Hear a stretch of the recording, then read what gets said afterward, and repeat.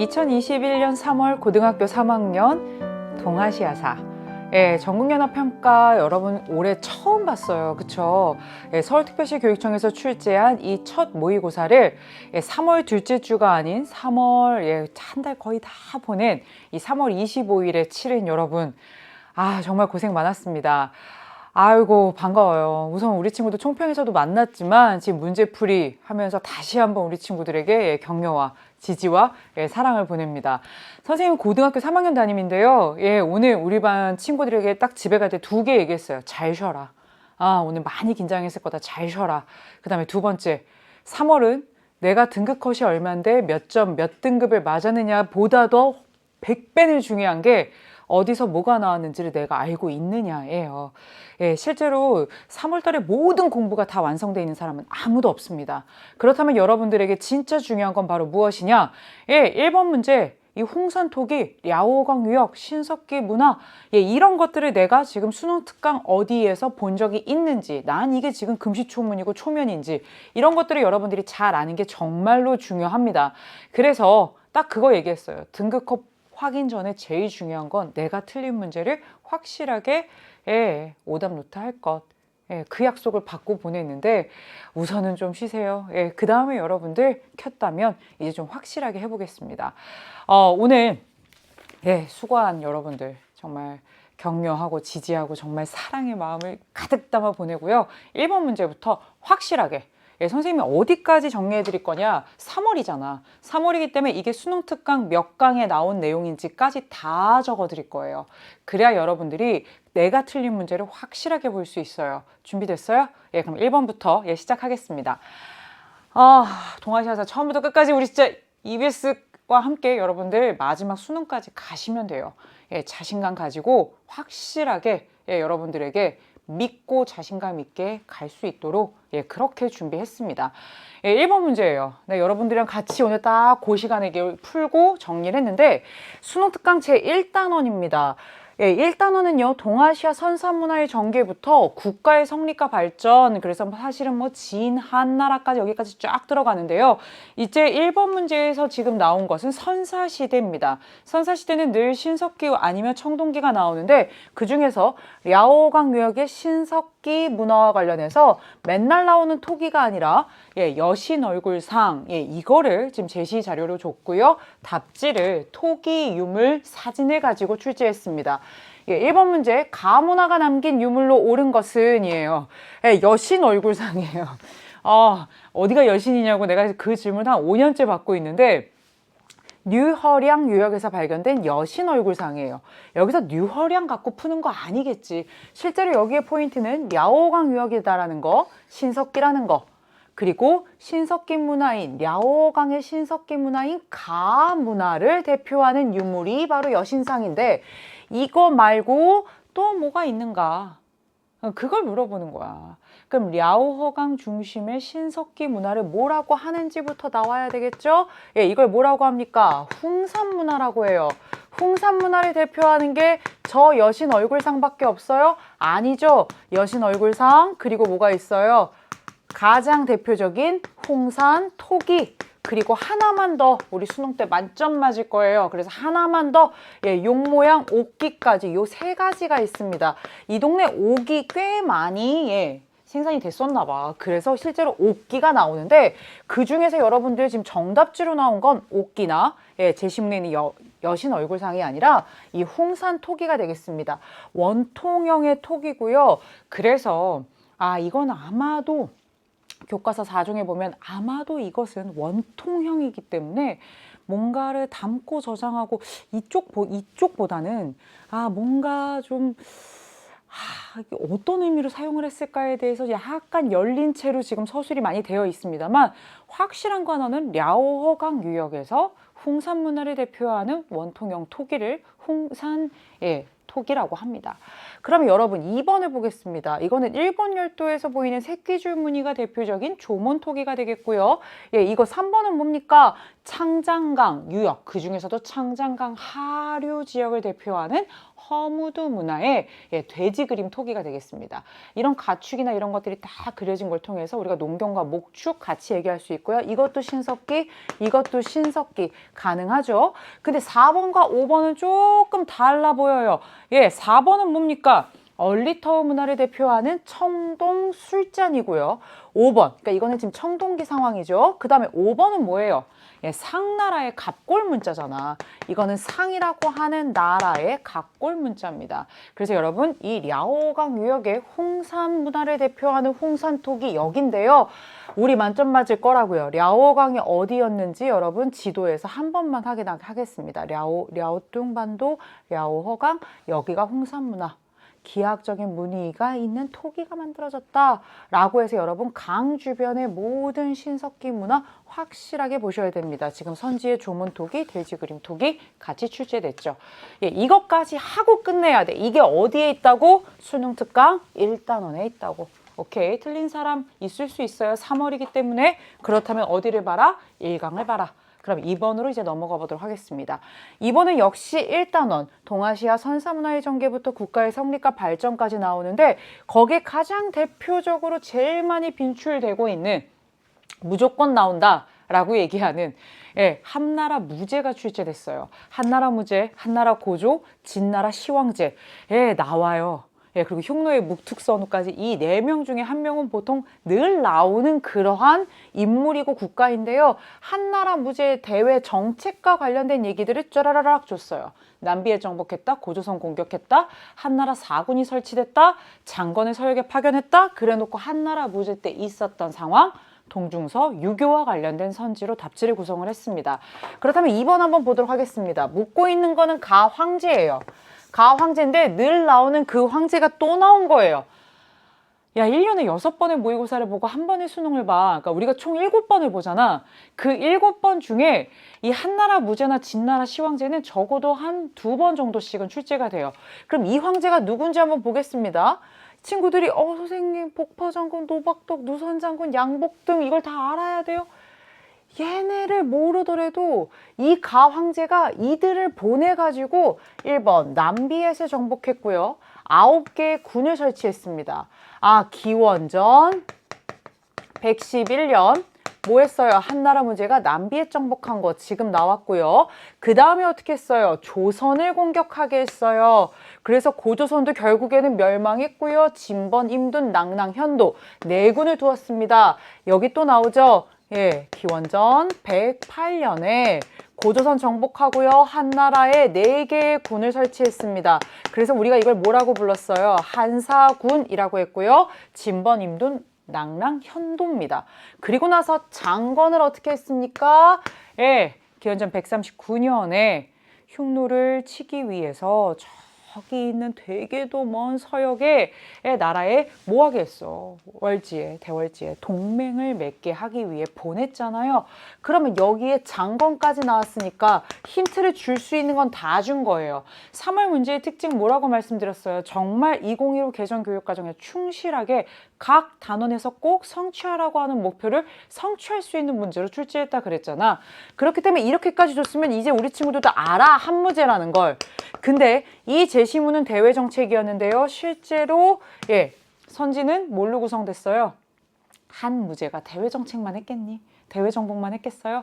안으로는 뭐 했습니까? 동중서라고 하는 사람의 건의를 받아들여서 유교를 통치 이념으로 삼고 그리고 태약 설립하고 이런 내용들이죠. 그래서 여러분 정답 뭘로 갑니까? 한나라 무제 동그라미 5번입니다. 균전제는 북위에서 시작돼서 수당, 대표적으로 우리가 지금 늘 얘기하는 토지와 관련된 제도고요. 분서경유는 진나라 시황제가 사상을 통제하기 위해 서적을 태우고 학자들을 탄압하고 그러면서 법과 중심으로 지금 딱 사상을 통제하고 있는 그런 모습입니다. 준왕을 몰아내고 정권을 잡았다. 이거는 위만 조선에 대한 얘기겠죠. 기원전 194년에 준왕을 몰아내고 스스로 왕위에 오르게 되면서 그때부터의 고조선을 우리가 위만조선이라고 합니다. 그 다음에 4번 조금 어려울 수 있어. 화범공주인 문성공주, 당나라 공주인데 이 당나라 출신의 문성공주와 결혼을 한 사람은 누구냐면 토번의 지도자 송첸캄포예요. 송첸칸포가 꽤 상당히 셉니다. 그래서 이 토번이라고 하는 나라를 무시할 수 없어. 그래서 당나라의 황제가 화본공주, 화친을 위해서 혼인시킨 이 황실과 종실의 딸인 문성공주를 보내서 화본공주를 보내서 피스, 그리고 평화를 좀 유지했죠. 그래서 이 4번은 만 조금 어려울 수 있습니다. 토번의 송첸칸포에 대한 설명이 되겠고요. 2번 문제 이렇게 해서 정답 5번으로 가시면 되겠습니다. 그래서 여러분 이것도 수능 개념에서부터 계속 설명한 거예요. 고조선, 남비엣, 서역, 흉노와의 관계 이것까지 다 나온 다음에 얘 제목이 뭐예요? 한무제의 대외정책인데 문제가 어떻게 출제됐어요? 한무제의 대외정책으로 출제됐죠. 이렇게 여러분들이 풀 수 있으면 되겠습니다. 3번은 2단원인 인구이동과 전쟁단원에서 말 그대로 인구이동과 관련합니다. 러양 나왔고요. 진 나왔습니다. 그래서 4세기 초반 5호의 인구이동과 관련된 내용을 탐구 주제로 물어본 문제가 되겠습니다. 자료를 활용한 탐구 주제로 가장 적절한 것은 이에요. 명문 출신의 고위 관료들이 수도 러양의 동남쪽으로 달아나고 관료들이 달아나요. 뭔가 대단한 일이 생긴 거지. 태자를 돌봐야 할 관료도 성의 북문을 열고 달아났어요. 지금 걸음아 날 살려라 하면서 도망가고 있어. 뭔가 대단한 애들이 쳐들어온 거야. 유효와 왕미가 수도로 쳐들어오니까 유효와 왕미가 누군지는 모르지만 진나라 입장에선 적인가 봐. 제일 중요한 거 나오죠. 진나라의 황제는 궁성문 열고 장안으로 갈라 했는데 못 가고 결국엔 어떻게 됐어요? 사로잡혔어요. 얘들아, 진나라 황제가 사로잡혔어. 한나라의 황제가, 하나의 나라의 황제가 사로잡히면 그 나라 사실은 끝난 거잖아. 이게 어떤 상황이야? 서진. 이때의 진은 진시황제의 진이 아니라 이 진이에요. 다른 진이에요. 이 진나라가 지금 어떻게 되고 있는 거예요? 저 이민족에 의해서 수도 러양이 지금 이 꼴이 나 있는 상황이에요. 그러면 저들이 누구냐? 맞습니다. 결국엔 이 4세기에 화북 지역을 장악한 누구다? 그래서 서진을 결국에는 친 누굽니까? 5호에 대한 얘기가 되겠습니다. 5호는 누굴 얘기합니까? 흉노, 선비, 저, 갈, 강족 이 5개를 얘기하고요. 이들이 화북 지역을 장악해요. 그래서 결국엔 서진 끝나잖아. 그러면서 어떻게 됩니까? 결국엔 이들이 창장강 유역 쪽으로 남쪽으로 역시 이동을 해서 동진이라고 하는 나라를 만들게 되죠. 그래서 탐구 주제로 정답은 5호의 화북 지역 장악, 4세기 초반의 상황이고요. 백강 전투는 663년입니다. 왜 수군이 멸망한 그 백제의 유민들과 함께 나당 연합군에 맞섰던 바로 그 전투가 되겠고요. 수의 남북조 통일, 수나라가 589년에 남북조를 통일하죠. 그건 6세기 말의 상황으로 여기랑 상관이 없습니다. 나당 연합군은요 7세기 중엽에 신라랑 당나라가 왜 크로스했어요?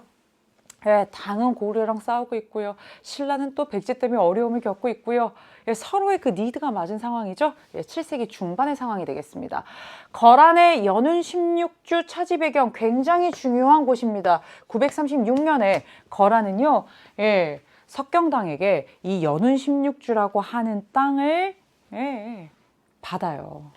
그들을 도와준 대가로 받게 돼요. 그러면서 실제로 이 만리장성 이남의 어마어마한 유충지인 연운 16주가 거란의 손에 들어가게 되면서 이후에 만들어지는 10세기 중반 이후에 세워지는 송나라와 거란이 이 땅을 놓고선 계속해서 사실은 좀 대립각을 세우게 되죠. 그래서 여러분 정답은 뭘로 간다? 5호의 인구이동 제일 중요한 내용입니다. 2단원에서 제일 중요한 5호의 인구이동 그로 인한 한족의 남하 이 두 세트를 반드시 같이 기억하시면 되겠습니다. 5호의 이동 요거 확실하게 알아두셔야 돼요. 4세기 이후 화북 지역의 여러 나라를 건국했고요. 이거를 우리가 5호 16국이라고 한다. 그래서 이에 의해서 영향을 받아 한족 일부가 창장강 이남으로 내려와서 동진을 건국한다. 이렇게 연결되면 되겠습니다. 4번입니다. 4번은요. 3단원에서 나왔고요. 3단원에서 칸이 나오고 송나라가 항복했다, 이만이 장악되었다 이런 얘기가 나오고요. 시기와 관련하기 때문에 우리 친구들이 조금 어렵게 느낄 수 있어요. 실제로 3월 달에 4번 문제와 같은 이런 것들이 조금은 어려울 수 있는데 실제로 연표가 조금 벌어져 있기는 합니다. 그럼 한번 같이 보도록 할게요. 다음 상황이 나타난 시기를 연표해서 고르래요. 3월달에 연표 문제 나오면 우리 친구들이 조금 긴장할 수는 있는데 이거는 수능 개념이나 수능 특강에서 정말 중요하다고 얘기했던 대표적인 사건이야. 한번 볼게. 어떤 칸인지는 모르겠지만 칸의 부대가 여기에 이르니까 송나라 황제가 신하를 파견하여 국세를 지니고 항복해 왔대. 동문병은 이만의 궁전에 들어가 황제가 기거하던 곳을 장악하고 모든 것을 인수했대. 송해 황제 조영과 사태후 전황후 등을 상도로 보냈대. 지금 잘 보세요. 송나라 황제가 항복했어요. 이 송나라의 수도가 임안입니다. 그럼 이 시기는 어떤 상황이에요? 남송 상황이에요. 남송. 남송이 언제 멸망합니까? 1279년에 멸망해요. 실제로 좀 더 구체적으로 좀 얘기를 하자면 송나라 수도인 이만, 원래는 카이펑이었는데 북송이 멸망하면서 이만이라고 해서 이 창장강유역에 이만으로 내려오잖아. 이 이만에서 사실은 항복을 한 것은 1276년이고요.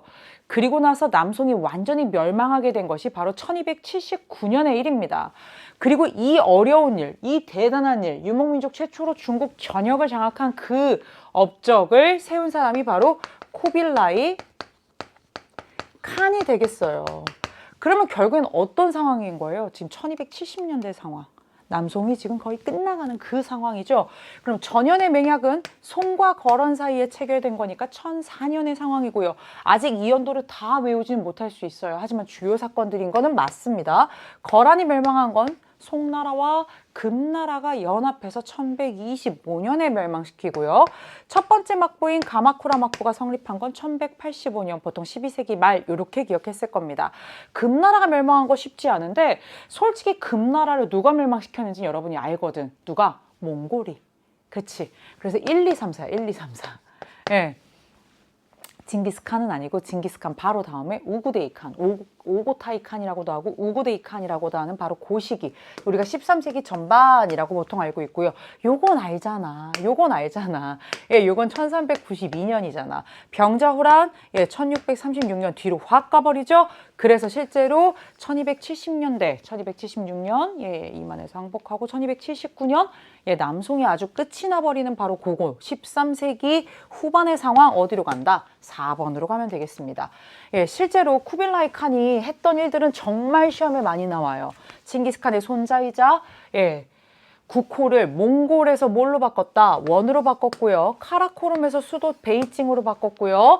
일본 침공 2차례, 그리고 남송을 완벽하게 정복한다. 1279년.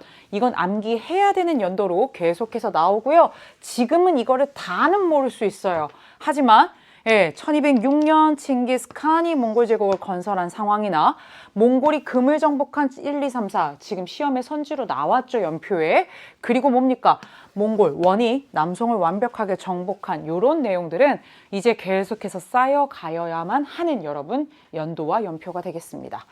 그러면 이제 5번으로 가보도록 합시다. 5번 역시 2단원과 관련되어 있는데요. 2단원의 인구이동과 전쟁 단원에서 실제로 7세기와 관련된 굉장히 중요한 형태의 문제고요. 요 내용, 소가씨를 제거하고 군주 중심의 중앙집권 체제를 마련하려고 했다라는 것은 작년의 모평과 학평에서 계속 나왔던 다이칼 개신과 관련된 바로 그런 부분이 되겠습니다. 그래서 본격적으로 문제로 한번 들어가 보도록 할게요. 가개혁이 추진된 시기예요. 시기를 물어봤습니다. 야마토 정권에서 추진된 야마토 정권, 일본 열도에 있었던 되게 고대 정권인데 보통은 한 4세기부터 쭉 얘기를 합니다.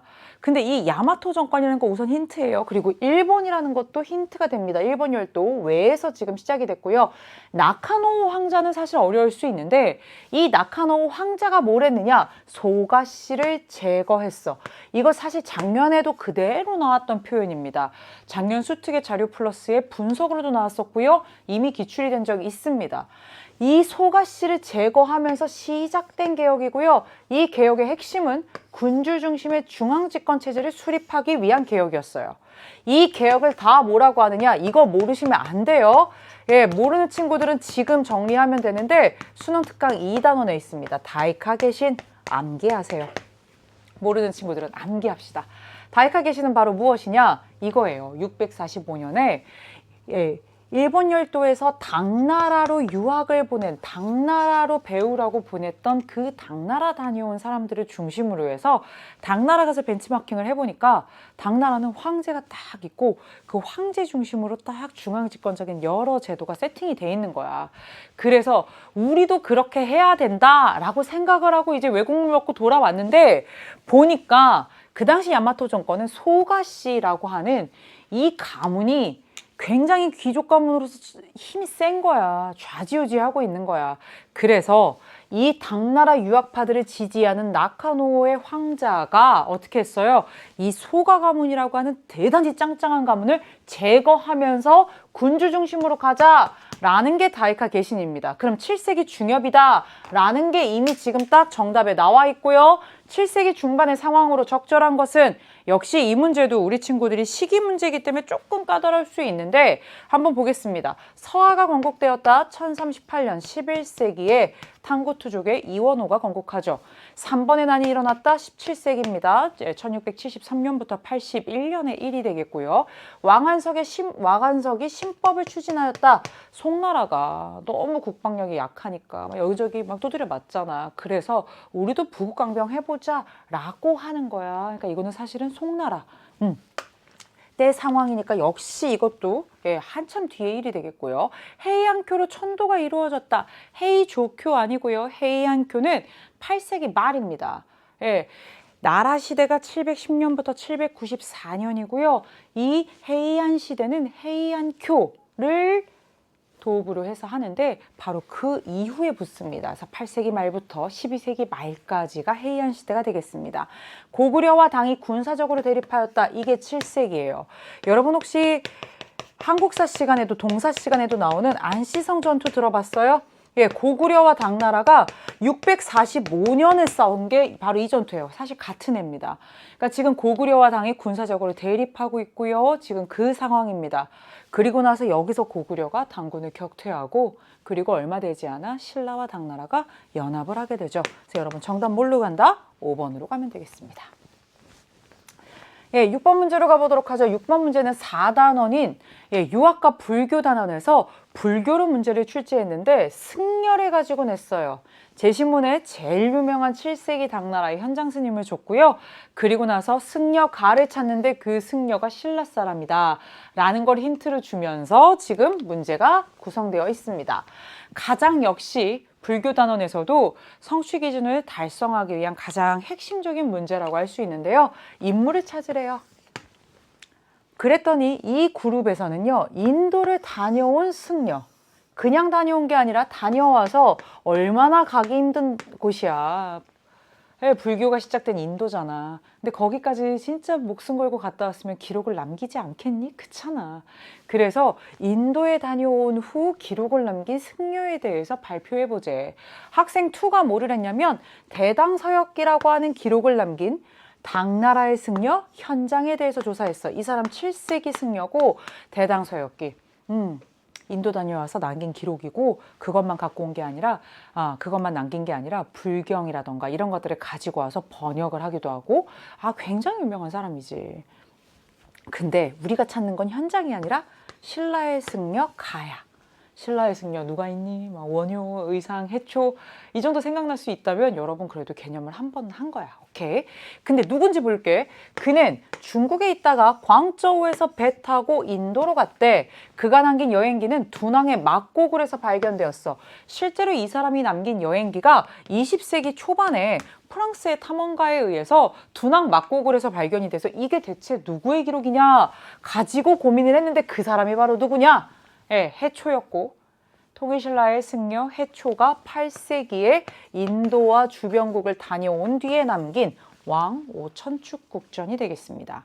그래서 정답은 해초와 관련된 왕오 천축국전이 되겠고요. 사서집주를 집필하였다. 이거는 성리학을 집대성한 주희. 일본의 계율을 전해주었다. 이 사람 되게 중요합니다. 당나라의 승려 감진이고요. 역시 8세기가 되겠습니다.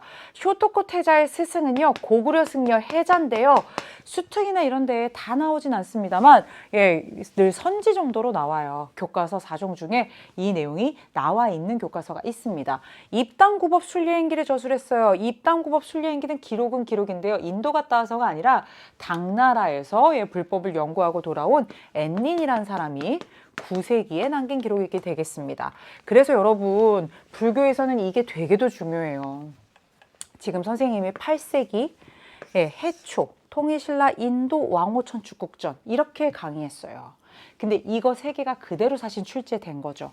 현장 대당서역기 인도 이거를 지금 제시문으로 줬어요. 그래서 실제로 이 불교에서는 몇 세기의 승려가 무엇을 했는지를 여러분들이 한 번 정도는 이렇게 정리를 해두셔야 문제를 맞출 수 있습니다. 7번 문제로 가보도록 할게요. 7번 문제는요. 6단원, 교역망의 발달과 은유통, 그리고 사회변동과 서민문화에서 나왔는데요. 사실 서민문화에서 나올 수 있는 조금 난도 별로 어렵지 않게 우리 친구들이 조금 쉽게 풀 수 있는 문제예요. 동아시아 서민문화와 관련된 걸 냈습니다. 선생님 자료는 조금 낯설었어요 하는 친구들이 있어요. 근데 지금 질문에서 가막부 시기라고 했고요. 여기에 그림들이 쫙 나와요. 가 시기의 화가 우타가와 히로시게가 묘사한 도카이도 풍경 중의 일부이다. 도카이도는 5개의 주요 도로 중 하나로 조선의 통신사가 이용하기도 하였고요. 왼쪽 그림은 도카이도의 출발점인 니온바시를 건너는 다이묘의 행렬이다 라고 되어 있어요. 오른쪽 그림은 도카이도의 종착점인 교토의 다리, 산조하시를 묘사하고 있다. 그의 작품들은 고흐 등 유럽의 화가에게 영향을 주었다예요. 사실 선생님이 지금 박스로 친 게 다 힌트가 될 텐데요. 여기에는 아주 중요한 힌트 중에 하나가 오가도예요. 물론 어려운 내용이긴 합니다만 이 에도막부 시기의 거점은 에도죠. 여기에 쇼군이 있죠. 근데 각 지역 번에 있는 이 다이묘들은 에도에 어떻게 해야 돼요? 어떻게든 가야 돼요. 가서 쇼군을 아련해야 돼요. 이게 산킨 코타이 제도입니다. 그러기 위해서 사실은 이렇게 얽히설키 돼 있는 그 도로를 따라서 육로와 해로를 따라서 에도까지 가는 거예요. 이게 에도막부의 대표적인 산킨 코타이 제도를 설명하는데 지금 길 얘기 나왔고요. 출발점, 종착점 나왔고요. 다이묘들이 이렇게 지금 쭉 행렬을 엄청난 규모로 에도까지 쇼군 아련하러 가고 있고요. 그리고 조선의 통신사가 뭐예요?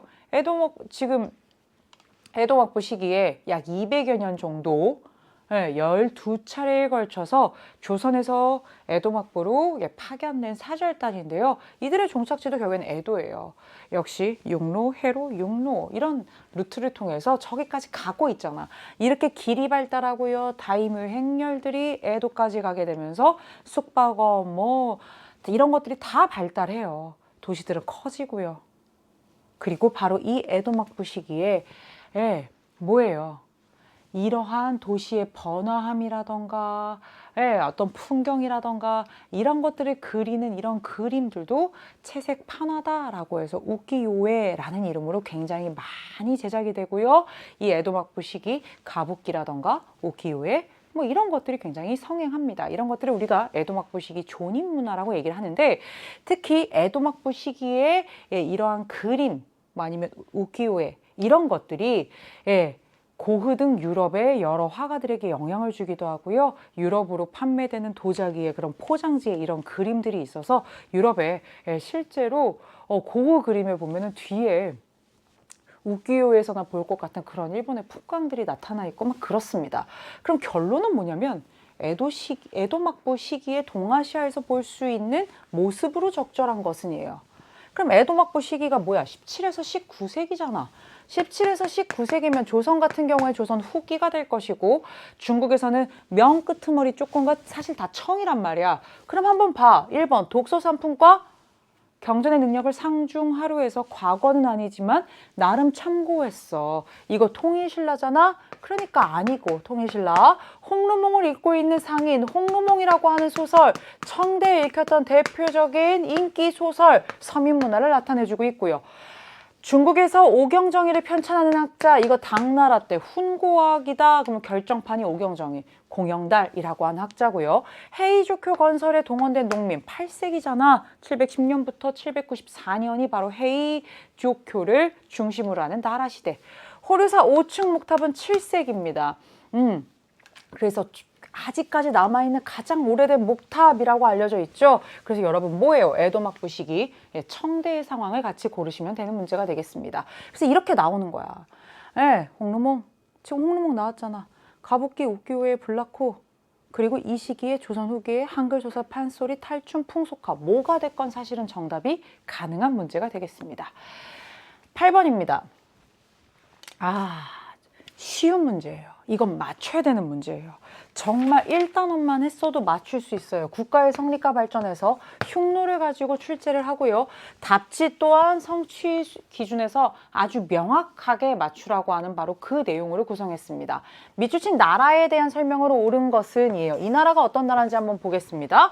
이 나라는 여러 왕과 장들은 각각 다스리는 영역이 있었으며 그 안에서 물과 풀을 찾아 옮겨다니며 살았다. 그들 중에 좌연왕과 우연왕, 자롱리왕과 우롱리왕의 영역이 가장 컸다. 그리고 좌골도우와 우골도우가 선우의 통치를 보좌하였다.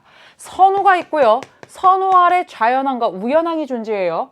선우의 아내는 연지라고 부릅니다. 자신들의 지도자를 선우라고 부르는 바로 이 나라. 좌연왕, 우연왕이 있고 우골도우, 좌골도우가 선우의 통치를 보좌하고 있는 이 나라 흉노가 되겠습니다. 흉노는 묵특선우 시기에 한나라 고주 유방을 굴복시키고 평성 백등산 전투에서 크게 승리했을 뿐만 아니라 그 이후에 한나라 고조로부터 공물을 받으면서 화친을 유지했었죠. 정답 2번이 되겠고요. 도량형 화폐 문자 통일 진나라 시황제, 상을 멸망시키고 호경을 수도로 삼았다. 하나라, 상나라 다음에 주나라죠. 그래서 이거는 주나라가 되겠습니다. 야마타이국을 중심으로 연맹체를 이루었다. 3세기 일본 열도에서 약 30여 개의 소국들이 나타나는데 그중에 제일 잘 나갔던 나라가 야마타이국이고요. 이 나라는 히미코 여왕이라는 사람이 다스렸다. 5번. 8조의 법이 있었다. 고조선의 8조법 얘기가 되겠죠. 그럼 여기서 끝내지 말고요. 여러분 흉노를 정리 한 번만 하겠습니다. 최고 통치자 선우 아래 좌연왕, 우연왕이 존재하고요. 묵특선우와 한고조 평성 백등산 전투에서 이 사람이 승리하게 된다. 그래서 이게 바로 우리 수특에도 나오는 선우 아래 좌골도우, 우골도우가 있고요. 지금 좌롱리왕, 우롱리왕까지 나왔고 좌연왕, 우연왕까지 나왔죠. 이게 뭐다? 흉노의 조직이다. 그래서 한나라 고조와 흉노의 관계, 공물을 바치고 평화를 유지했다까지 여러분들이 다 정리를 해두셔야 영원히 안 틀립니다. 9번으로 가겠습니다. 9번 역시 4단원, 유학과 불교단원에서 성리학과 관련해서 출제를 했고요. 우주의 원리와 인간의 본성에 대해서 탐구를 하는 심지어 주의까지 주면서 성리학 단원의 가장 기초적인 기본적인 핵심 개념을 역시 성취 기준과 교육과정에 충실하게 물어보고 있는 문제가 되겠습니다. 그럼 한번 볼까요? 가에 들어갈 내용으로 가장 적절한 것은이에요. 우주의 원리와 인간의 본성을 탐구하는 무슨 학문은 주의에 의해 집대성이 되어 동아시아 각국으로 확산되었는데 한국에서는 고려 신진사대부의 사상적 기반이 되었고 조선은 그 신진사대부들이 만든 나라가 되면서 조선의 통치 이념이 됐던 게 바로 성리학입니다. 특히 조선은 서원과 향약 보급에 따라서 성리학이 아주 사회 전반에 걸쳐 확산됐던 대표적인 나라예요. 일본 같은 경우에는 초 가마쿠라 막부 때 들어가기는 했지만 그렇게 유행하거나 그러진 못했어. 근데 요 에도 막부 때 일본의 성리학은 어땠는데 하는 거예요. 그러면 여러분 요거 한번 정리해 볼게요. 지금 다 줬어. 주희가 했다. 우주 만물의 존재, 근원, 원리, 이게 지금 성리학이야. 경물치지, 거경공리 맨날 나오는 수행 방법이지. 근데 일본 성리학 발전의 핵심은 에도 막부인데 잘 보세요. 성리학을 바탕으로 에도 막부 시대 제도와 의례를 정비하면서 사무라이, 무사를 중심으로 한 이 신분 질서를 확립하는 데 굉장히 기여한 인물이 하야시 라잔이고요. 하야시 라잔의 선생님으로 사서오경 외우느지피라는 사람이 후지와라 세이카예요. 일본 성리학에서는 이 두 사람 얘기밖에 안 나와요. 근데 심지어 사말이기 때문에 인물을 물어보지 않았고 어떻게 했느냐? 에도막부 시기에 일본에서 성리학이 어떤 역할을 했는지만 물어봤어요. 그렇기 때문에 어렵지 않죠? 정답 뭐예요? 무사 중심의 에도막부 신분질서 정비에 활용되었다. 이게 바로 무엇이다? 일본에서 에도막부 시대에 성리학이 했던 역할이고, 만약에 인물로 시험이 나온다면 하야시 라잔을 찾으시면 되겠죠. 정답 3번이 되겠습니다. 신사층 형성의 기호. 선생님 맞잖아요. 성리학이랑 상관 있지 않아요? 이거 명청시대의 지배층인데요. 지금 이거는 일본 물어보고 있어요. 명청시대 신사층 성리학 공부하겠죠. 하지만 지금 일본 아니죠. 그래서 1번 오답이고요. 다이오 율령 제정. 다이오 율령은 701년에 일본에서 발표된 율령이 되겠습니다. 3번이 정답이고요. 해체신서 간행. 해체신서 해부학책이야. 서양에서 들어온 서양의학, 특히 네덜란드를 통해서 들어온 서양의학을 중심으로 해서 이렇게 해부학, 이런 것들 연구하면서 네덜란드에서 들어온 서양 학문을 연구하는 에도막부 시기의 난학에 대한 설명이 되겠고요. 사고전서는 청나라 걸륭제 때 편찬된 어마무시한 사이즈의 경사자 집으로 구성되어 있는 대규모 편찬 사업인데요. 청대에 이런 것들을 고증학을 통해서 굉장히 많은 부분들을 팩트를 찾아내면서 대규모의 편찬 사업을 하기도 했습니다. 그래서 역시 성리학과 관련돼 있지 않습니다. 그래서 여러분 성리학은요, 일본 성리학 그냥 넘어가지 마시고요. 후지와라 세이카, 하야시 라잔까지 챙겨주는 연습 반드시 필요합니다. 10번입니다. 10번 역시 8단원. 진짜 참 이번에 3월달의 문제는 이게 스탠다드다 라고 하는 거를 진짜 보여주는 그런 문제예요. 만약에 여기서 지금 현재 생각보다 좀 틀렸다 할지라도 괴로워할 거 없어. 그러니까 이렇게 공부하면 된다라는 것을 사실 좀 보여주는, 방향성을 제시해주는 문제가 될 텐데, 8단원은요 제국주의 침략전쟁과 민족운동입니다. 국민당이란 표현, 중국 공산당이란 표현, 장제스, 합작, 협력 다 나왔어요. 그러니까 결국에는 중국 공산당과 국민당이 크로스한다는 얘기가 다 좋은 거야 얘들아. 그래놓고서 뭘 물어봤느냐? 다음 상황이 나타나게 된 배경으로 적절한 것을 물어봤어요. 이걸 틀린 친구들은 아직 여기까지 공부가 안 됐을 순 있어요. 하지만 어려운 문제는 아니에요. 잘 보세요. 중국 국민당과 중국 공산당이 협력하기로 했어. 특히 협상은 상하이 전투가 일어나면서 중국에서 상하이에 전투가 일어났대. 진전을 보였어. 그리고 공산당은 삼민주의를 받들고 국난에 대처하겠대. 국난. 나라에 어려움이 난 거야. 국난 정도 얘기를 하려면 진짜 전쟁 같은 게 일어난 건 거야. 이후에 장제스 누구니? 중국 국민당의 장제스지. 이 장제스가 공산당의 합법적인 지위를 인정하면 이 선언을 수용하겠다라고 하면서 제일 중요한 표현 나오죠. 합작이 성립됐어요. 국민당과 공산당이 합작했어요. 국공합작이에요. 근데 이때가 처음은 아니었어요. 이미 1920년대에 1차가 있었고요. 지금은 국난 때문에 사실 어쩔 도리 없이 다시 한번 합작을 하게 된 거예요.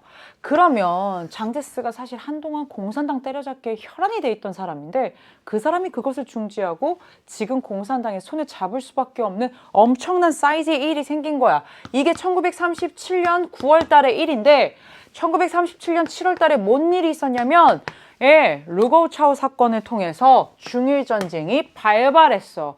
중국과 일본의 전면전이 터졌는데 지금 우리끼리 싸우고 있게 생겼냐고. 아니잖아. 그래서 사실은 제2차 국공합작이 이루어지게 됩니다. 그래서 정답은 이거예요. 가장 전형적인 문제 되겠습니다.天安문 사건은 1989년에 중국에서 정치적인 민주화, 언론의 자유 이런 것들을 요구하면서 일어난 사건이 되겠습니다. 국민혁명군이 북벌을 전개하기 시작한 거, 실제로 북벌은 1926년부터 28년까지 단행되는 바로 그때의 상황이고요. 한반도에서 좌우합작, 뭔가 여기서도 지금까 이념을 초월한 좌우합작의 단체인 신간회가 만들어진 건 역시 이런 민족 유일당 운동의 흐름이 있었던 1920년대, 27년의 일이 되겠습니다. 일본군이 태평양 전쟁의 미드웨이 해전에서 패배하면서 결국에는 이 태평양 전쟁의 전세가 뒤집어진 건 1942년의 일이 되겠습니다. 지금 이거를 다 못 외운다 할지라도 상관없고요. 괜찮고요. 37년만 보겠습니다. 르고우차오 사건을 통해서 중일전쟁이 발발했고요. 이게 일어나자 국민당, 공산당 국공합작했고요. 그리고 그해 사실은 12월에 일본군은 난징에서 대학살을 했지만 중국 항복하지 않고 계속해서 항일투쟁 해 나가죠. 11번 보겠습니다. 11번은요, 5단원입니다. 5단원은 17세기 전후의 동아시아 전쟁, 그래서 사실 임진왜란, 정유재란, 정묘호란, 병자호란이 있는 바로 그 단원인데요. 전쟁 나기 전 상황, 명나라가 북로, 남, 외 상황으로 참 힘들었어. 그랬던 상황을 지금 쫙 주면서 이 16세기 상황을 물어보는 문제로 출제를 했습니다. 11번입니다. 자료에 나타난 시기 동아시아 상황을 물어봤어요. 그러면 시기가 언젠지를 한번 봐야 되겠죠. 가정 42년 정월 알탕칸이 어디를 침범했대. 그 다음에 왜구도 어딘가를 침범했대. 그래서 막 선멸하고 격파하고 바빠 죽겠는데 척계강이라는 인물이 나오는데 이 사람 이름 갖고 무슨 수로 풀어? 그게 아니라 척계강은 장거정이라고 하는 사람의 신임을 얻었대. 장거정은 힌트가 될 수 있어요. 그 다음에 네 번째, 북로가 장자령을 부수고 약탈하니 수도 베이징의 경계를 어미했대요. 와, 수도가 경계를 어미해야 될 정도로 사실은 어떤 거예요? 만만치 않은 거예요. 선생님이 수능 개념 수능 특강 때 명나라가 당하고 있는 그 상황을 딱 네 글자로 나눠서 설명을 했어요. 북로 남외. 이게 무슨 상황이었어요? 명을 둘러싸고 북쪽에서는 뭐가? 몽골이. 남쪽에서는 뭐가? 왜구가 너무 괴롭히는 거야. 어느 정도였느냐? 몽골의 오이라트부, 타타르부, 그 다음에 왜구. 15세기, 16세기에 내내 겪었던 문제지만 실제로 이 제시문의 상황은 16세기입니다. 왜냐? 1번에 알탕칸이라고 나오죠? 이 알탕칸이라고 하는 인물이 타타르부인데, 몽골의 타타르부인데 이 알탕칸이 1550년에 명나라의 수도인 베이징을 공격하고 침략하거든요. 그 정도로 셌던 게 알탕칸이야. 그리고 이 왜구와 관련해서도 지금 왜구도 계속해서 내용이 나오죠. 그리고 3번에 보시면 척계강이라고 하는 사람이 뭐라고 지금 수식어가 붙어 있느냐? 장거정의 신임을 받았다라고 했는데 이 장거정이 이 북로 남해의 끔찍한 상황 속에서 명나라를 어떻게든 개혁을 해보려고 했던 16세기에 활동했던 대표적인 재상이 되겠습니다. 그래서 이 모든 거를 통틀었을 때 이게 지금 16세기 상황이에요. 그렇다면 여러분 한번 골라보자는 거야. 태평천국운동 19세기, 1850년대부터 60년대까지 있었던 홍수전, 난징, 그쵸? 고려가 거란의 침략을 물려쳤다. 10세기, 11세기, 뭐 서희, 뭐 강감찬 다 이때죠. 그래서 10세기, 11세기 고려, 거란과의 관계입니다. 쩌능다오가 몽골의 침략에 대응하였다. 몽골 얘기 나왔어요. 쿠빌라이 칸, 뭐 이렇게 나오는 거죠. 13세기 후반의 상황이 되겠습니다. 생코쿠 다이무들의 대전이 전개되었다. 이걸 우리가 무슨 시대라고 한다? 생코쿠 시대라고 한다. 생코쿠 시대는 언제부터다? 1467년에서 77년 오닌의 난. 그 쇼군의 후계자 자리를 두고선 싸웠던 그 오닌의 난이 수습이 되기는커녕 쫙 간 거예요. 거의 언제? 100년 가까이 간 거죠. 언제 통일이 돼요? 1590년까지. 그래서 실제로 이 생코쿠 시대가 15세기에서 16세기니까 지금 여기와 딱 겹치는 부분 맞죠. 장보고가 청해진을 중심으로 활동하였다. 동아시아 대표적인 국지인이고요. 산둥반도의 적산 법화원을 세웠던 사람이죠. 통일신라 사람. 통일신라 왕위 계승 다툼에 어떻게 보면 그 희생자라고도 얘기가 되는 암살로 생을 마감하는 사람인데요. 9세기고요. 장보고까지 나옵니다. 그래서 여러분 정답 뭘로 간다? 지금 16세기 상황을 얘기하고 있는 정답 4번이 되겠습니다. 그래서 실제로 나중에는 여러분들이 요 정도까지 다 돼야 되는데 좀 전에 나왔던 알탕칸이 베이징을 공격하고 포위한 내용이 여기에 이렇게 나오죠. 그리고 도요토미 히데요시가 센코쿠 시대를 통일한 게 16세기 말 상황. 그러니까 지금 시기적으로 어떻게 겹치는지 여러분들 눈에 보일 겁니다. 12번입니다. 12번은요. 8단원 제국주의 침략전쟁과 민족운동인데요. 어떤 전쟁이 나왔느냐? 그 유명한 무조건 출제되는 전쟁 중에 하나죠. 청일전쟁, 러일전쟁 나와요. 근데 그 중에 청일전쟁 그리고 청일전쟁의 결과 체결된 시모노세키조야. 역시 12번을 보면서 무슨 생각을 했느냐. 이 3월달 모든 출제 검토진들은 지금 포인트가 무엇이냐. 각 단원의 가장 대표 주자. 진짜 뭐 우리가 뭐 예를 들면 뭐 축구하면 떠오르는 사람 뭐 손흥민 이런 것처럼 어떤 종목, 막 배구하면 김연경, 나 그렇게 떠오르거든? 그리고 뭐 아이돌 하면 이제 우리 반 친구들은 막 누구들을 좋아하고 누구를 좋아하고 되게도 많지만 딱 떠오르는 그런 대표성을 띠는 시그니처? 심볼? 뭐라고 얘기해도 상관없어. 교육과정에 되게도 충실한 문제들을 많이 냈어. 간판 스타들을 낸 거야. 어떤 전쟁의 결과인지를 한번 보란 말이야. 이 전쟁과 관련된 힌트도 되게도 많아. 일본이 경복궁을 점령해. 어우씨, 일본이 경복궁 왜 점령해? 그 우리나라 메인 궁궐인데. 근데 했대. 그러니까 되게 비정상적인 상황이지. 그 다음에 두 번째. 그래놓고 일본군이 풍도 근처, 이거 우리나라인데? 여기에서 청나라 군함을 공격했대. 와, 이거 남의 나라에서 일본이 청나라 군함 공격하면서 이 전쟁이 시작됐대. 일본이 청 공격했으니까 이 전쟁은 뭐겠니? 그렇지, 청일 전쟁인 거야. 그래서 흥선대원군이 러시아 공사 베베르한테 이 청나라와 일본의 전쟁은 동양 평화를 위협하는 일이므로 러시아 니네가 좀 나서서 중재해 줄래? 라고 했지만 중재되니? 일본 작정하고 덤볐는데 이 전쟁 1894년부터 95년까지 갔어요. 그리고 누가 승리해요? 일본이 승리해요. 그래서 청나라의 리용장을 시모노세키로 불러들여서 일본의 시모노세키에서 조약을 체결합니다. 이게 1895년의 일이에요. 정답은 그래서 바로 아주 정직하게 뭘로 가요? 시모노세키 조약 체결로 갑니다. 근데 여기서 끝나면 안 되고요. 이 청일전쟁 1894년에 경복궁 점령 및 청궁 공격으로 우리나라에서 시작이 되어서 결과적으로는 시모노세키 조약을 체결하면서 끝이 나는데 이 시모노세키 조약의 내용까지도 알아두셔야 수능에선 다 맞아요. 청나라는 이제 조선에서 완전히 손 떼겠다라는 내용. 그 다음에 타이완, 랴오똥반도 할양해라. 그 다음에 배상금, 고평은 2학년을 내놔라. 이게 시모노세키 조약의 내용이에요. 나중에 삼국 간섭으로 랴오똥반도는 반환하게 되지만 이 청일전쟁의 결과 체결된 조약이 시모노세키 조약이다라는 건 3월 정도에서나 이게 정답이지 여러분들은 이제 6모나 9모나 수능에서는 이 내용을 물어보는 문제가 출제됩니다. 그래서 정답은 쉽게 뭘로 가느냐? 4번으로 가는데요. 나머지도 아셔야 되겠죠. 홍콩이 할양된 건 난징 조약인데 그때의 전쟁은 제1차 아편 전쟁이 되겠죠. 만주국 수립이 됐던 것은 만주사변. 1931년에 만주사변으로 32년에 만주국이 수립되고요. 양무운동은요. 1860년대부터 1890년대까지 중체 서용을 앞세워서 청나라에서 주도했던 서양의 문물만, 무기와 국방 이쪽만 받아들이겠다라는 운동이 되겠습니다. 정답 4번이었고요. 대한제국의 외교권이 박탈된 건 너일전쟁에서 승리한 일본이 1905년에 을사조약을 강제로 체결하면서가 되겠습니다. 그래서 여러분 여기서 끝나면 안 된다고요. 뭐라고요? 시모노세키 조약의 내용까지 배상금, 타이완 랴오뚱, 조선에 대한 청나라가 완전히 이제 독립국임을 확인하는 내용까지 여러분 같이 기억해 두셔야 되겠습니다.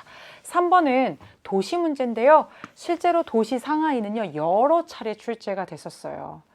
이게 조금 어려웠던 친구는 이게 아직 3월이어서 그래요. 7단원에 새로운 질서와 근대화 운동 단원에 서양 문물의 수용이 있거든요. 그 서양 문물의 수용을 가지고 잡지를 썼기 때문에 우리 친구들이 조금 어려웠을 수 있는데 제시문을 보고 가가 상하이인 걸 모르진 잘 않아. 오늘 우리는 상하이라고 하는 도시의 첫 일정으로 윤봉길 의사의 훈코공원 의거 여기 나오잖아. 윤봉길 의사가 1932년에 상하이 훈코공원에서 어떻게 했어요? 일본의 고위 관료들과 군 장성들이 향해서 투탄 의거를 합니다. 한인애국단의 윤봉길의 의거가 되겠고요. 그리고 나서 난징조약으로 개항된 이후 이것도 힌트죠. 상하이는 난징조약으로 개항되었고요. 그러면서 와이탄이라고 해서 엄청나게 높고 서양 스타일로 지어진 이것만 딱 봤을 땐 상하이인지 서양인지 모를 정도의 거리가 조성이 됐다. 이것도 상하이 힌트고요. 세 번째 결정적인 힌트 나오죠. 대한민국 임시정부 청사입니다. 1919년에 바로 이 상하이에 3.1운동의 영향을 받아 대한민국 임시정부가 통합해서 출범하게 되죠. 그럼 이 도시가 상하이라는 거는 알겠어. 근데 여기가 살짝 어려워. 그건 3월이어서 어려운 거야. 괜찮아. 신해혁명이 시작되었다. 1911년 중국의 우창이 되겠습니다. 한국 광복군이 창설되었다. 이게 대한민국 임시정부가 1940년 어디? 예, 중국의 충칭이라고 하는 곳에서 창설한 대한민국 임시정부 산하의 군대가 되겠고요. 아주화친해가 창립되었다. 1907년 예, 도쿄에서 일어난 일입니다. 경사대학당이 설립되었다. 중국의 이게 어디냐면 베이징이야. 얘들아, 근대식 교육기관으로 최고의 교육기관을 만들어. 그럼 어디다 세우겠니? 그렇지, 수도야. 그래서 수도 베이징에 1898년입니다. 정답은 5번인데요. 영국인이 신보를 창간하였다. 난징 조약으로 개양된 개양장이었기 때문에 이 상하이에는 굉장히 많은 외국인들이 거류하고 있었는데요. 1872년 상하이에서 바로 이 신보가 창간되게 됩니다. 그래서 여러분, 상하이가 출제될 수 있는 모든 것을 다 가지고 왔어요. 아직은 조금 어려울 수 있지만 난징 조약으로 개양했다. 여기 나왔죠? 정답, 영국 상인이 신보를 창간했다. 나왔죠? 대한민국 임시정부 나왔죠? 31년에 만들어진 한인애국단의 윤봉길이 32년에 훈코공원 의거까지 했다. 이렇게까지 다 정리해드렸는데 그래도 틀리면 난 되게도 슬프겠죠. 예, 시험을 보는 건 바로 여러분들입니다. 상하이, 이게 전부예요. 예, 모르면 이거 딱 캡처해주세요. 네, 사라질 테니. 예, 여러분들 이거는 상하이 반드시 아셔야 되고요. 문제 어려워지면 여기까지도 상하이가 등장합니다. 14번입니다. 역시 5단원이에요. 17세기 전후의 동아시아 전쟁이고요. 예, 아까 문제가 16세기 문제였다면 지금 문제는요. 16세기 후반과 17세기의 어떤 같은 주제로 엮일 수 있는 사건, 대표적인 나가시노 전투와 사르오 전투를 주면서 사이시기 문제를 냈습니다. 동아시아사에서 우리 친구들이 사이시기 문제 나오면 되게 어려워하는데 이 문제는 답지가 그래도 땡큐 우리 친구들이 잘 아는 한국사에서도 동사에서도 잘 배웠던 임진왜란으로 구성이 돼 있어서 애들이 나만 알면 맞출 수 있었어요 라고 피드백을 줬던 문제가 되겠습니다. 가나 전투 볼게요. 무기로 보는 동아시아사 조총편. 이거 사실 출제자가 되게 참신하게 구성한 거예요. 조총이라고 하는 굉장히 중요한 그 동아시아에서 되게 중요한 무기거든요. 이걸 해가지고 이 16세기, 17세기의 주요 사건을 가지고 와 시기 문제까지 내는 이거 고민 많이 한 문제다라는 게 사실 보이는데 이 전투 한번 볼게요. 이거 그림 갖고 풀겠니? 아니야 얘들아, 조총 갖고 푸는 거야. 오다 노부나가가 최강으로 알려진 다케다 가시오리의 기마 부대를 조총을 이용해서 격파했대. 이 전투가 수능에도 나왔던 무슨 전투냐? 나가시노 전투예요. 나가시노 전투 1575년이고요. 야, 얘네는 지금 기마 부대라며. 얘네 말 타고 있는데 우린 뭐 하는 거야? 얘네 지금 말 타고 싸우잖아. 근데 여기서 지금 뭐 하고 있는 거야? 조총으로 그냥 쏴버리는 거야. 조총 3,000정을 샀던 오다 노부나가가 와 이겼네. 그래서 센고쿠 시대의 전세가 완전히 뒤집어지게 된 아주 중요한 전투예요. 선생님, 근데 왜 최종 승리자가 오다 노부나가가 아니라 도요토미 히데요시인가요? 오다 노부나가 죽거든. 그래서 그 뒤를 이은 도요토미 히데요시가 1590년에 일본의 센고쿠 시대 통일하잖아. 그리고 나서 1592년에 뭐 한겨? 임진왜란 일으킨 거야. 잠깐 이따가 다시 얘기할게. 나로 가보자. 나로 보니까 강홍립의 지휘하에 조선군이 사로산 주변에서 벌어진 전투에서 조총 부대를 앞세워 후금의 군대와 맞섰다. 이게 사르후까지 줬어요. 3월이니까 이렇게 주는 거예요. 사르후 전투는요 1619년이고요. 우리의 임금은 광해군이에요. 선조 아들. 임진왜란 때 선조, 그 다음 임금이 광해군 때인데 광해군이 참 곤란한 상황에 직면했어. 후금과 명나라가 싸우는데 명이 지금 밀리거든. 그러니까 명나라가 뭐라고 했냐면 야 조선, 우리가 임진왜란 때 도와줬던 거 너 기억하니? 라면서 도와달래. 지금 우리가 누구를 도울 처지는 못 돼. 하지만 그 의리가 있잖아. 우리 도와준 거 사실이잖아. 그래서 조선이 명나라와 후금의 전투인 이 사르후 전투에 강홍립이라고 하는 사령관을 앞세워서 조총 부대 보내. 근데 광해군이 뭐라고 했냐면 지금 이 뜨고 있는 후금과 막 강력하게 맞서서 우리가 사실은 진짜 그런 어처구니없는 죽음을 당할 이유 없으니까 투항하라고 한단 말이야. 그래서 실제로 투항해. 굉장히 어떻게 보면 외교적으로 바른 선택이었지만 나중에 서인 정권에서는 광해군을 가지고 의리가 있네 없네 막 얘기를 하는 그런 상황인데 이게 바로 광해군 때 있었던 예, 후군과 명예 전투에 우리 조선군이 파병된 사르우 전투가 되겠습니다. 그럼 1575년부터 1619년 사이에 있었던 사이식이 1이에요. 그러면 지금 내가 그냥 외우라고 얘기를 한 게 아니라 요 사이에 얘기했잖아. 오다 노부나가가 센코쿠 시대 전세를 주도권을 장악한 이후에 뭐가 있었어? 예, 얘기했어. 도요토미 히데요시가 뭐 했다고? 센코쿠 시대 통일하고 1592년에 명을 정벌하겠다면서 결국에는 조선을 침략했잖아. 임진년에 일어난 외인들이 일으킨 결국엔 전쟁 임진왜란이 일어나요. 임진왜란이 1592년인데요. 이 1592년에 이순신이 수군을 이끌고 옥포해전을 시작으로 해서 쭉 그 바다에서 남해의 제해권을 장악하는데 그 중에서도 1592년 있었던 한산도 대전, 한산도 해전, 한산도 대첩이라고 얘기가 되는데 엄청나게 큰 승리, 쌍악진 막 얘기 나오죠. 예, 그렇게 해서 이 하객진 전법을 통해서 크게 승리한 게 바로 한산도 해전, 한산도 대첩이 되겠습니다. 그럼 이거는 결국엔 뭐예요? 임진왜란이야. 그러니까 우리 친구들이 쉽게 풀 수 있고요. 온인의 난이 발생한 건 67년. 이 해만이 아니라 한 10년 갑니다. 정화의 항해가 시작된 건 명나라 영락제라는 걸 아는 게 더 중요해요. 연도로는 15세기 초반인 1505년이지만 명나라 영락제 때 시작되었다를 아는 게 더 중요합니다. 인조가 남한산상에서 항전한 거는 1636년부터 37년까지의 병자호란이 되겠죠. 정묘호란 때는 남한산성 안 가요. 그래서 이거는 병자호란이 되겠습니다. 이자성의 농민군이 베이징을 점령한 게 1644년이고요. 이거는 연도보다도 이 사건으로 명이 멸망한다를 기억하시면 되겠습니다. 그래 됐잖요.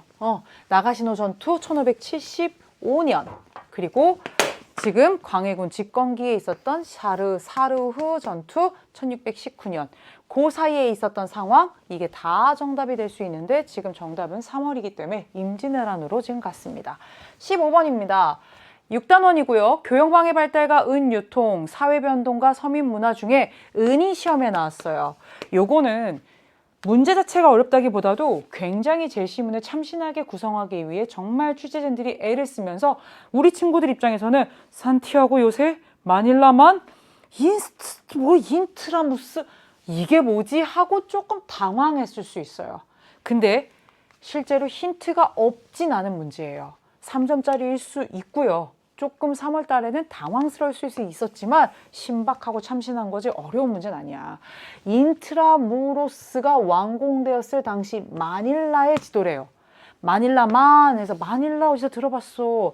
옛날에 부루마블에서 막 샀던 기억이 좀 있으면 좋겠는데 얘들아 여기에 마닐라만 준 게 아니라 필리핀 지배의 거점으로 마닐라의 지금 인트라무로스를 누가 에스파냐 힌트 되게 많이 준 거야. 봐봐. 동아시아에 진출한 나라 중에 에스파냐가 있어.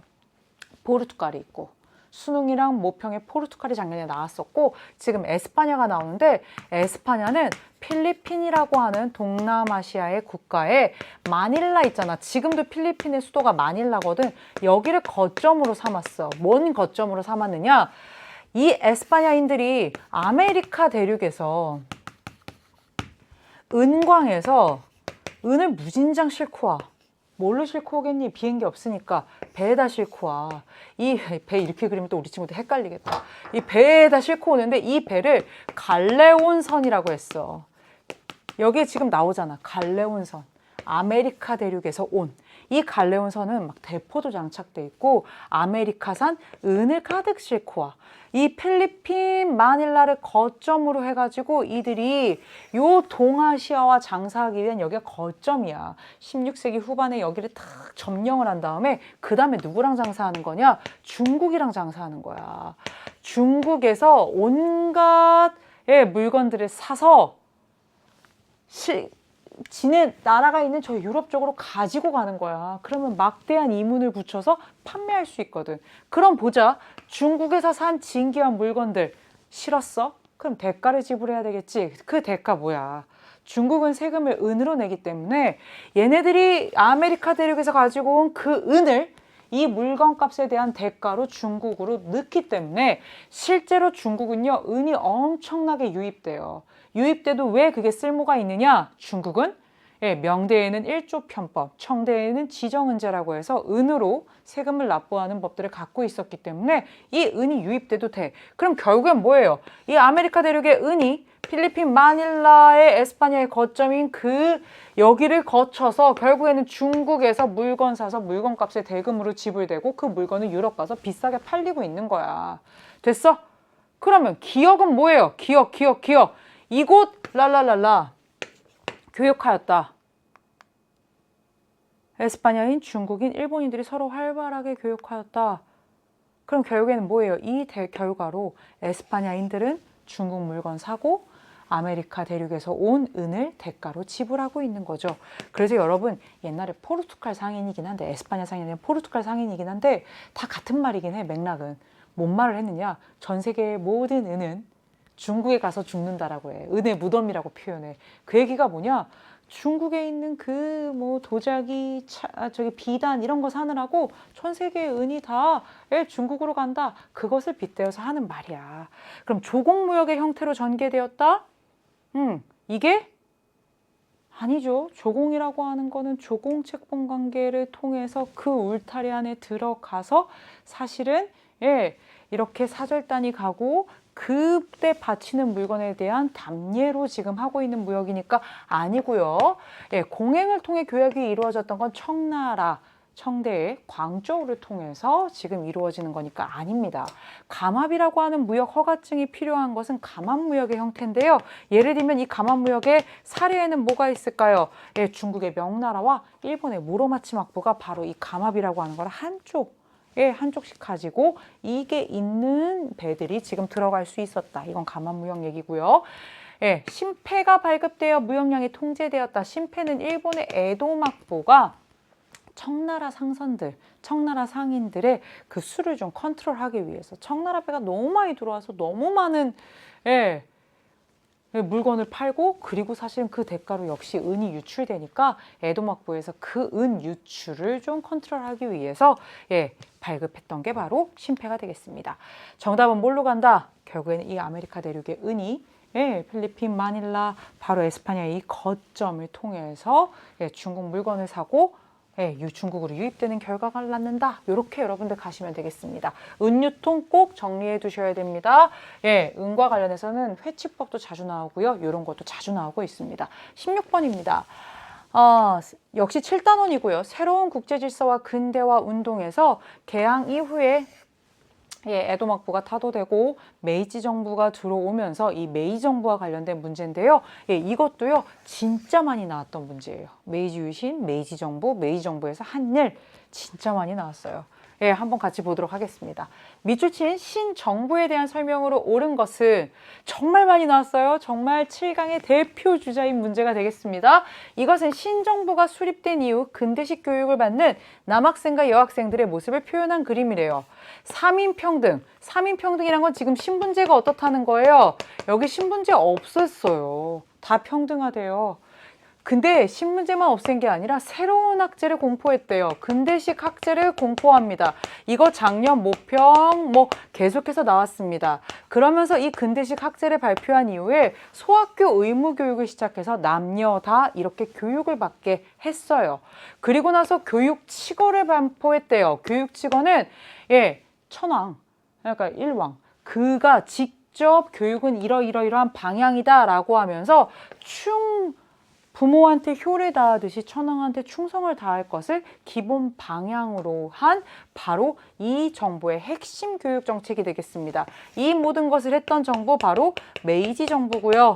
메이지 정부의 핵심은 에도 막부, 더 이상 쇼군이 다스리는 막부가 아니라 누가 화려하게 천황이 정치를 직접 합니다. 그 천황을 우리가 메이지 천황이라고 하고요. 이 메이지 정부가 주도한 대대적인 개혁을 메이지 유신이라고 하는데 헷갈리지 마세요. 1868년 한 해에 하고 끝난 게 아니라 이렇게 뒤로 열립니다. 메이지 유신, 메이지 정부가 했던 일련의 개혁들을 얘기합니다. 그러면 이 정부가 했던 수많은 일들 중에 골라봐라 라는 거예요. 정답 뭘로 가느냐? 정답 뭘로 가느냐? 3번입니다. 이와쿠라 사절단을 파견하였다. 왜 그런지 볼게요. 첫 번째 1번 광무개혁을 추진하였다. 광무는요 어느 나라의 연호냐? 대한제국의 연호예요. 대한제국의 연호니까 뭐예요? 1897년 이후에 있었던 대한제국에 대한 설명이 되니까 아닙니다. 흥정헌법 대강을 반포하였다. 1908년. 이건 청나라에서 입헌군주제의 기초가 될 수 있는 이것을 반포하게 되죠. 이때만 해도 막 이제 입헌파, 혁명파 엄청 대립하고 있는 바로 그런 상황입니다. 이와쿠라 사절단을 파견하였다. 이거 되게 자주 나오는 선지예요. 반드시 암기하세요. 1871년부터 1873년까지 바로 이 메이지 정부가 유럽과 미국 이런 곳에 보냈던 사절단이에요. 이와쿠라 도모미라는 사람이 이제 수장으로 해서 쫙 갔는데 왜 갔냐면 불평등하게 체결된 조약을 개정할 목적으로 또 서양의 문물을 받아들이기 위해서 그래서 이렇게 오랜 시간 동안 다녀왔어요. 불평등한 조약은 개정을 잘 못했어요. 서양 여러 나라들이 안 해줬어. 하지만 서양의 문물을 굉장히 많이 받아들이고 온 것은 사실입니다. 메이지 정부의 대표적인 정책이다라고 할 수 있고요. 미일소 통상조약을 체결하였다. 왠지 이걸로 막 답을 가고 싶은데 참으세요. 아니에요. 이건 1858년 에도 막부예요. 이런 것도 쭈르륵 체결하면서 에도 막부에 대한 타도의 목소리가 올라가게 되죠. 베르사유 조약의 조인을 거부하였다. 이거는 중국의 베이징 정부에 대한 얘기입니다. 파리 강화 회의에서 중국의 목소리가 묵살되면서 실제로 베이징 정부는 베르사유 조약의 조인을 거부하게 되죠. 그래서 여러분 정답은 뭘로 간다? 메이지 정부에 대한 설명으로 가시면 되겠습니다. 17번입니다. 17번은 국왕과 관련된 거고요. 현대사 중에서 일본의 현대사, 특히 일본의 전후 처리와 관련해서 아주 중요한 헌법, 새로운 헌법이라고 줬어요. 그 헌법인 신헌법, 군사력 보유 금지, 전쟁 포기 내용을 명시한 아주 중요한 헌법이 되겠습니다. 일본의 전후 처리와 관련된 역시 국왕의 간판 스타일 문제가 되겠습니다. 밑줄친 새로운 헌법에 대한 설명으로 옳은 것은 이에요. 9월 달에 들어 군수물자 생산의 전면 중지, 군수물자 중지하고 육해군 해체, 군대 없어지네. 전범 체포, 전쟁범죄자 체포, 군사적 무장 해제 조치가 단행됐대. 얘들아, 이 내용들 짜라라락 보면 아마도 일본은 전쟁 이후에 어떻게 되는 것 같아? 비군사화 되는 거지. 그러면서 인권 얘기 나오고 정치범 석방되고 여성에게도 정치에 참여할 수 있는 권리들이 부여되고 있어요. 게다가 재벌해체, 농지개혁 등 여러 경제민주화 조치들이 있어요. 그리고 이듬해 11월 새로운 헌법이 공포되었습니다. 이게 1946년 신헌법이에요. 얘 별명이 뭔지 아세요? 평화헌법이에요. 왜 평화헌법인지 아세요? 지금 앞에 있는 이 일련의 조치들이 헌법으로 명시됐기 때문이에요. 군대도 없고요. 전쟁을 다른 나라와의 갈등을 해결하는 수단으로 사용하지 않겠다라고 하는 것을 다 해놓은 게 이거예요. 전후 일본은 연합군 최고사령부의 제안에 따라 주권재민, 평화주의, 인권 존중 3개 원칙을 기본으로 한 신헌법을 제정했고요. 특히 신헌법 제9조에서는 일본의 군사력 보유를 금지해서 이른바 전쟁을 하지 못하게, 군사력을 보유하지 못하게, 영원히 그러게. 그래서 실제로 이게 작년에 기출됐던 문제인데 지금 막 뭔가 군사력과 관련된 것들을 막 부시고 있잖아. 우린 전쟁을 포기한다. 군사력을 보유하지 않는다. 라고 해서 전쟁 포기 내용을 담은 바로 이 헌법을 뭐라고 한다? 신헌법, 평화헌법이라고 합니다. 그러면서 실제로 천황은 더 이상 막강한 권력을 갖고 있지 않고요. 상징적인 존재로 물러납니다. 천황제는 그대로 존재하나 이렇게 바뀌게 되고요. 6.25 전쟁의 영향을 받아 제정되었어요. 6.25 전쟁 1950년부터 53년인데 이거 먼저잖아요. 그러니까 아니고요. 총통 직선제는요. 일본 얘기가 아니라 타이완입니다. 1987년 타이완의 계엄령이 해제되고 나서 1990년대에 이런 총통 직선제 개헌과 관련된 뭔가 헌법이 개정하는 그런 움직임들이 나오게 되면서 총통 직선제 개헌이 도입되게 되죠. 혁명파와 입헌파의 대립 속에 공화정을 만들 것이냐, 입헌 군주제로 갈 것이냐 이런 대립 속에서 만들어진 헌법은 흥정헌법 대강 1908년 청나라에서 만든 헌법이 되겠습니다. 정답 2번입니다. 18번입니다. 18번도 역시 10강의 동아시아 경제성장과 정치발전에서 가장 대표적인 문제, 맨날 나오는 문제가 대약진운동, 문화대혁명,天安문 사건이거든요. 뭐 어떻게 냈어요? 대약진운동과 문화대혁명을 주제와 답지로 내는 정말 놀랍게 간판 스타일 문제들. 얘기했잖아. 3월 달은 정말 스탠다드하게 교육과정에서 이거 진짜 중요해? 이것도 모르면 큰일 나? 하는 것들을 지금 출제하고 있습니다. 참 감사하게 우리 친구들을 공부를 잘 시켜주는 문제들을 냈는데 한번 볼게요. 아직까지 여기 진도 안 나가서 틀린 거는 괜찮아요. 하지만 중요한 개념이에요. 미추신 혁명이 뭔지를 한번 볼게요. 1966년 연도도 줬어요. 3월이니까 준 거예요. 홍위병들이 격렬하게 활동했는데 홍위병이 뭘 활동을 했느냐? 낡은 사상, 문화, 풍속, 학습을 모두 타도하고 부르주아 권력의 일소를 내세운 홍위병들은 수많은 사람들을 박해, 탄압했대요. 마오쩌둥 나왔어요. 이러한 대중동원 방법을 통해 당내에서 자본주의의 길을 걷는 실권파를 해체하고 당과 사회를 재조직하려고 했대요. 이로 인한 갈등과 혼란은 혁명이라는 이름으로 10년에 걸쳐 진행되었대요. 그러면 정리해 보겠습니다. 1966년부터 언제까지라는 거예요? 76년이고요. 누가 주도했대요? 마오쩌둥. 중국 공산당의 지도자죠. 그리고 이 사람을 돕는 지금 거의 친위대가 홍위병이고요. 내용을 잘 보니까 부르주아 권력을 다 제거할 것이고 낡은 사상 가만두지 않을 것이고 자본주의의 길 안 된대요. 그러니까 이들은 뭐예요? 반자본주의. 순수한 사회주의 세력의 회복을 얘기했지만 솔직히 말하면 마오쩌둥이 자신의 반대파를 제거하고 홍위병을 통해서 어떻게 한 거예요?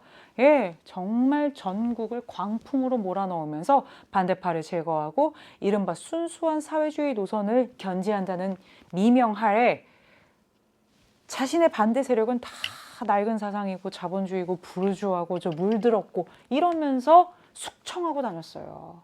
그러면 왜 마오쩌둥이 이렇게까지 극단적인 문화 대혁명이라고 불리는 이름엔 혁명이 붙었지만 사실은 혁명이라기보다는 여기 지금 잘 해놨지 갈등과 혼란이라고 이 문화 대혁명이라고 하는 굉장히 비정상적인 이러한 정치 행태를 왜 유지를 할 수밖에 없었느냐 이것 때문이에요. 1958년부터 1960년대 초반까지 있었던 대약진 운동에서 실패했어요. 경제정책이 무너졌고요. 아사자가 속출했고요. 마오쩌둥이 위기에 봉착했어요. 그 위기를 타개하기 위한 방법으로 이렇게 어떻게 보면 굉장히 극단적인 형태의 문화대혁명을 가져가게 됩니다. 정답은 1번이 되고요. 늘 대약진 운동의 실패에서 위기를 겪은 마오쩌둥이 문화대혁명을 이렇게 여러분 서술이 되어 있어요. 천수이벤 총통이 당선된 거 타이완에서 2000년에 1위 되겠습니다. 중국 공산당이 대장정을 감행했어요. 왜? 탄압하니까. 1934년에 시작합니다. 베트남 사회주의 공화국이 수립되었어요. 전쟁에서 북베트남이 승리한 이듬해인 1976년이고요. 집권당에 의해 부정선거가 자행되었다. 예, 1960년 3.15 부정선거를 통해서 대한민국에서 정부통령 선거에 부정이 생겼고요. 그로 인해서 4.19 혁명이 일어나게 되는 원인이 됐죠. 예, 19번 보도록 하겠습니다. 19번은요. 역시 국강인데요. 국강의 내용 중에 국교가 굉장히 중요하게 다뤄지고 있습니다.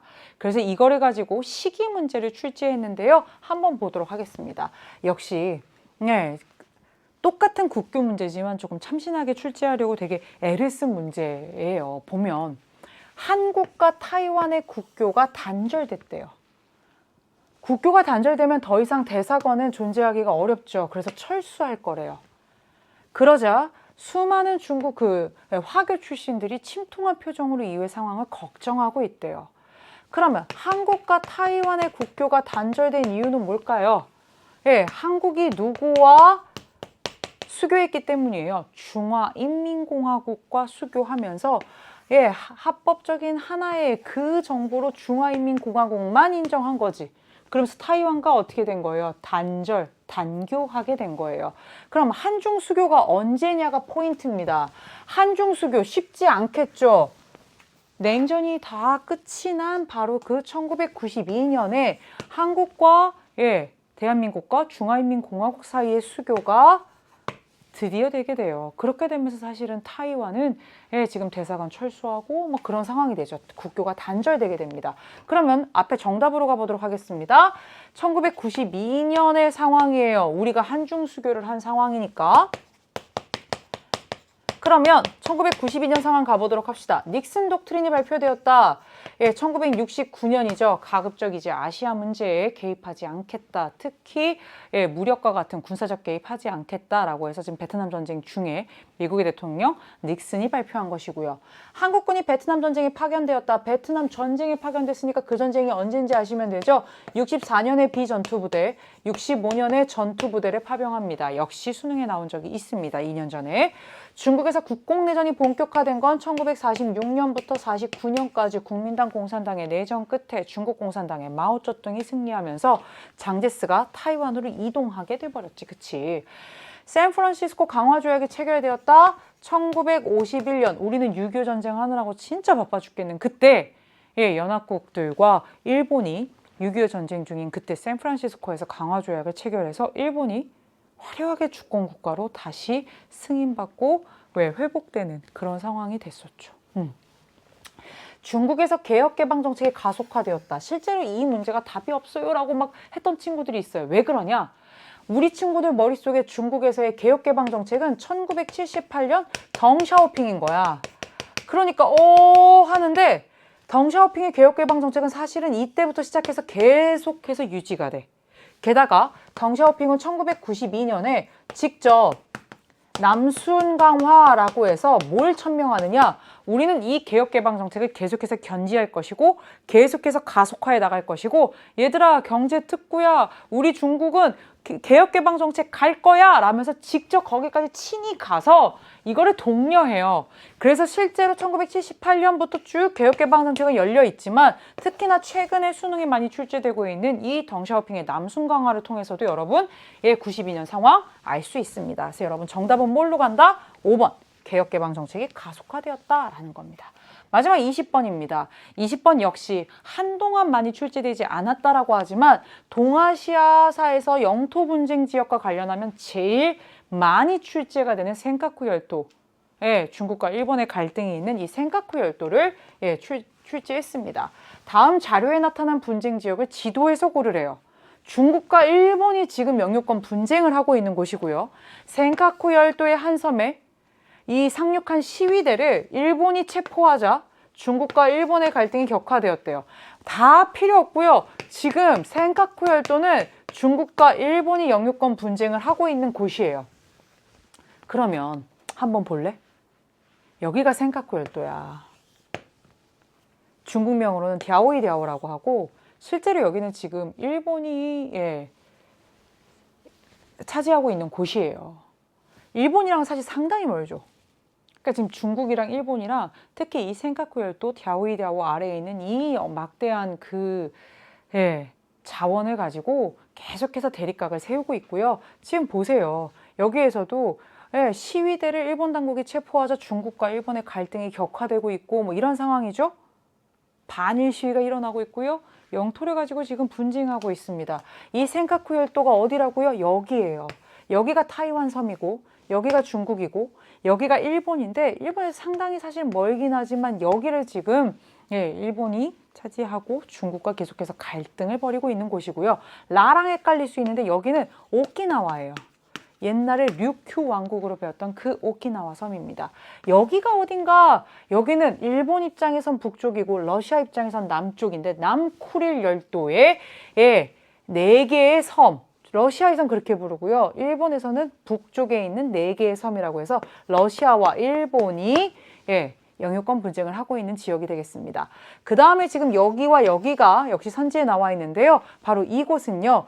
파라셀군도라고 해서 시사군도라고 불려서 베트남, 중국 이런 나라들이 지금 영유권은 분쟁을 하고 있는 곳이고요.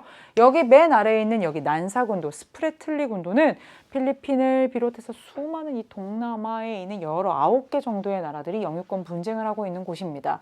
그래서 여러분 지금 가나다라마 여기에 오키나와만 지금 하나만 들어갔고요. 나머지는 다 영유권 분쟁, 영토 분쟁 지역입니다. 그래서 센카쿠 열도를 찾으시면 정답 뭘로 간다? 다고요. 이거는 수능 특강에 정말 되게 깃발 들고 이렇게 완벽하게 정리가 돼 있는 문제로서 여러분들이 확실하게 알아두셔야 되겠습니다.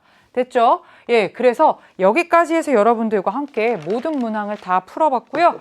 예, 지금 혹시 총평을 안 보고 온 친구들이 있다면 총평을 확실하게 보면서 3월의 경향, 그리고 내가 앞으로 어떻게 공부해야 되는지를 확실하게 알고 가면 되겠습니다. 우리 친구들 참 고생 많았고요. 3, 4, 6, 7, 9, 10월 6번의 모의고사를 통해 우리 수능 만점까지 끝까지 함께 하도록 하겠습니다. 동아시아사는 끝까지 EBS. 다음 달에 또 만나요.